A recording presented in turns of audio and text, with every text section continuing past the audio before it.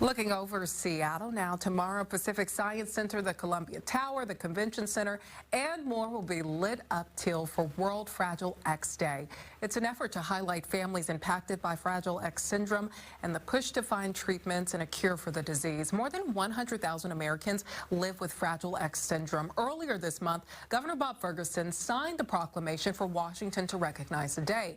One of the main people leading the charge for statewide recognition is a Bonnie Lake mom named Lori Bowler. And she's joining us live tonight. Thanks for being here, Lori. Hi, Sabira. Thanks for having me. So for people who are not familiar, can you tell us a little bit about the Fragile X syndrome? I sure can. And for people that aren't familiar, they're in good company. That is really one of our biggest issues, is that Fragile X just lacks awareness. It is a genetic disorder that causes intellectual disabilities, behavior problems, some physical abnormalities. It's actually the most common inherited cause of autism and intellectual disability worldwide. But there is a difference in how it's diagnosed and what leads up to that. So talk about your son, Casey. He has Fragile X. When did you learn he may have this disability? Casey, actually, he was diagnosed when he was 3. We actually talked to his geneticist as a little guy. He was about 5 months old, and we said, hey, what about Fragile X? And they said, no, it's too rare, that wouldn't be it.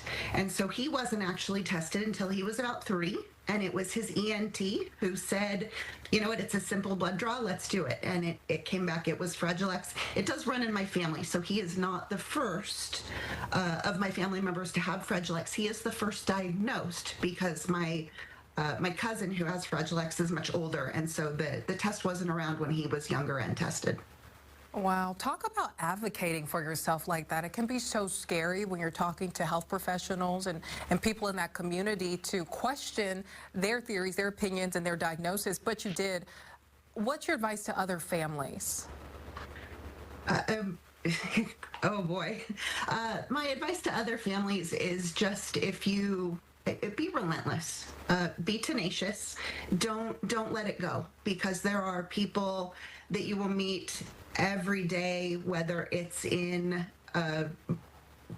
school districts, whether it's in physicians' offices, if it's in therapy, that will not hear you the first time you say something. So just continue to say it, continue to ask your questions, continue to demand answers and services, and eventually, hopefully, it happens. But that is truly one of the crises we're facing, is we lack people in support roles. So it is entirely difficult to find, Casey's an adult now, to find adult services in the area. It's hard to get behavior help. It's hard to find day programs. It's hard to find residential services. So it sounds like, is this why you wanted the governor to recognize this day here? Can you explain how that kind of relationship came about and why you pushed for this? It is. The World Fragile X Day began in 2021. It is July 22nd, so tomorrow, and it really has 3 aims. And the first one is to raise awareness, and not just in families of kiddos with a disability, but in the allied medical professions that we deal with every day. The second the second part of World Fragile X Day is to celebrate the families who live with Fragile X and the associated disorders. We really want to bring that community together and be a support for that community. And then to highlight the advancements in research and treatment, because we're working on it. That is what FRAX is doing.